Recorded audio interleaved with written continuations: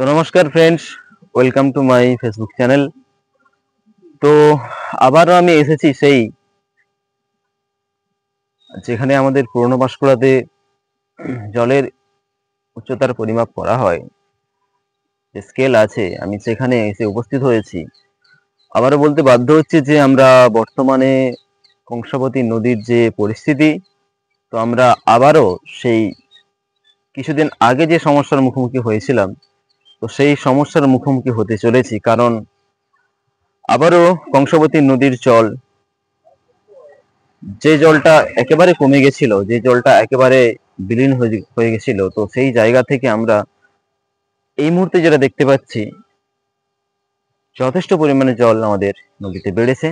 কারণ ডিবিসি জল ছেড়েছে, সঙ্গে কয়েকদিন যাবত যে বৃষ্টি হয়েছে, সেই কারণে জলের উচ্চতা অনেকটা বেড়েছে। তো উচ্চতা দেখানোর আগে আমি একবার দেখাবো নদীর বর্তমান অবস্থাটা। এবার ভাইকে বলবো ক্যামেরাটা একটু ওদিকে করতে। তো দেখতে পাচ্ছেন জলের অবস্থাটা দেখুন। মাত্র 3-4 দিন আগে জল একেবারে, এদিকে আসো, জল একেবারে কমে গেছিল। তো আজকে দেখলাম স্কেলের যে বিপদসীমা, যেখান থেকে স্কেলের কাউন্টিং শুরু হয়, প্রায় সেখানে 10-এর কাছাকাছি ইতিমধ্যেই জলের উচ্চতা চলে গেছে। তো আমি অবশ্যই স্কেলটা দেখাবো, তার আগে জলের চাপ কতটা সেটা আমি একবার দেখাচ্ছি। দেখতে পাচ্ছেন জলের গতিবেগ, বেশি জুম করো না, ফেটে যাবে। জলের গতিবেগ সঙ্গে জলের যে উচ্চতা, এখান থেকে আপনারা ভালো করে বুঝতে পারবেন। তো অবশ্যই আমি যে জায়গাগুলো ভালো করে বোঝা যায় সেগুলো অবশ্যই আমি দেখাবো। তো চলুন আমি স্কেলটা একবার দেখে নিতে চাই। তো আমি এখন বর্তমানে দাঁড়িয়েছি একদম স্কেলের যে পরিমাপ, তো সেখানে আমি একদম রয়েছি। তো একবার দেখাবো স্কেলের বর্তমান পরিমাপ কোন জায়গায় রয়েছে। একটু জুম করো।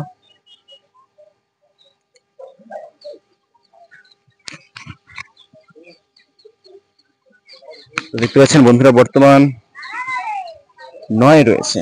বর্তমান বিপদসীমার যে উচ্চতা, সেখানে 10 থেকে সাধারণত শুরু হয়, তো বর্তমানে 9 রয়েছে। তো যেভাবে অবস্থা দেখতে পাচ্ছি, খুব তাড়াতাড়ি যদি আরো বৃষ্টি হয়, খুব তাড়াতাড়ি আরো উচ্চতা বাড়তে পারে বলেই মনে হচ্ছে। তো ইতিমধ্যেই সরকারি সংস্থা থেকে যাবতীয় ব্যবস্থা করা হয়ে গেছে।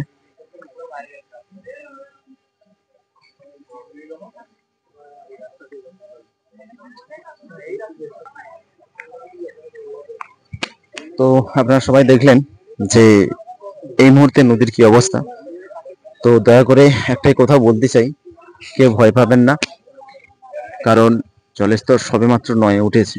কারণ আমরা কিছুদিন আগে যেটা দেখেছিলাম, প্রায় 60-এর ঘর ছুঁই ছুঁই করেছিল।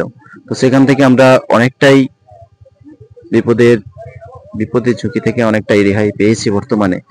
তো যদিও আমাদের জল একেবারেই নেমে গেছিল, নদীতে প্রায় জল বিলীন হয়ে গেছিল বললেই চলে, তো সে জায়গায় জল অনেক অনেক অংশেই বেড়েছে। তো একটু সাবধানে থাকবেন। আর যে সমস্ত নদীমাতৃক এলাকা বা যারা নদীর পাশাপাশি আছেন, তারা একটু সাবধানে চলাফেরা করবেন, সাবধানে থাকবেন, গুজবে কান দেবেন না। অবশ্যই পাশে থাকবেন, সাথে থাকবেন। পারলে ভিডিওটি শেয়ার করবেন। সবাইকে অসংখ্য ধন্যবাদ। নমস্কার।